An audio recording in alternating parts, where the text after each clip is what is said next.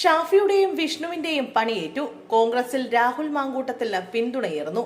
ലൈംഗിക ആരോപണം ഉയർന്നതിനെ തുടർന്ന് വീട്ടിൽ അടച്ചുപൂട്ടിയിരുന്ന രാഹുൽ മാങ്കൂട്ടത്തിലിനെ പാലക്കാട് എത്തിച്ചതും വീണ്ടും സജീവമാക്കിയതും KPCC വർക്കിംഗ് പ്രസിഡന്റുമാരായ ഷാഫി പറമ്പിലും PC വിശ്വനാഥുമാണെന്നാണ് പൊതുവെയുള്ള സംസാരം. ഏറെക്കുറെ അതാണ് സത്യവും. ആരോപണങ്ങൾ ഒന്നൊഴിയാതെ വന്നതോടെ ഒറ്റപ്പെട്ട രാഹുലിന് കവചമായി നിന്നതും ഇവർ രണ്ടുപേരുമാണ്. രാഹുലിനെ സംരക്ഷിച്ചു നിർത്താൻ ആദ്യം മുതൽ ഇവർ ശ്രമിച്ചിരുന്നു. എന്നാൽ പ്രതിപക്ഷ നേതാവ് VD സതീശൻ ശക്തമായ നിലപാടെടുത്തതോടെയാണ് സസ്പെൻഷനും പാർലമെന്ററി പാർട്ടിയിൽ നിന്നും പുറത്താക്കിയതും.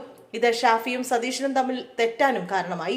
പ്രതിപക്ഷ നേതാവ് എതിർത്തിട്ടും നിയമസഭയിലേക്ക് രാഹുൽ വന്നതും ഈ രണ്ട് വർക്കിംഗ് പ്രസിഡന്റുമാരുടെ പിന്തുണ കൊണ്ട് മാത്രമായിരുന്നു. പതിയെ രാഹുലിനെ പാലക്കാട് ഇറക്കാനും എതിർപ്പുകൾ അലിയിച്ചു കളയാനും ഈ ഗ്രൂപ്പിന് കഴിഞ്ഞുവെന്നത് തന്നെയാണ് ഇപ്പോൾ വ്യക്തമാകുന്നത്.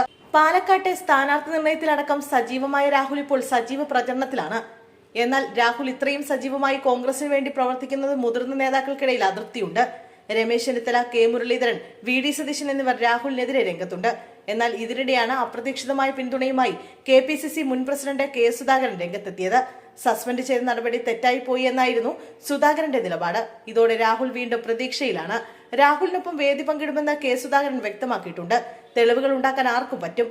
അത് വിശ്വസിച്ച് രാഷ്ട്രീയ പ്രവർത്തകനെ തളർത്താനില്ല. തെറ്റുതിരുത്തിച്ച് കൂടെ നിർത്തുകയാണ് ചെയ്യേണ്ടതെന്നും രാഷ്ട്രീയത്തിൽ നിന്നും മാറ്റി നിർത്താൻ ഒരിക്കലും പറ്റില്ലെന്നും അദ്ദേഹം പറഞ്ഞു. അതേസമയം എതിർപ്പുള്ള നേതാക്കളെ സൈബർ ഇടങ്ങളിൽ നേരിടാൻ ഒരു സംഘത്തെ തന്നെ രാഹുലും സംഘവും ഇറക്കിയിട്ടുണ്ടെന്നാണ് പുറത്തുവരുന്ന വിവരം.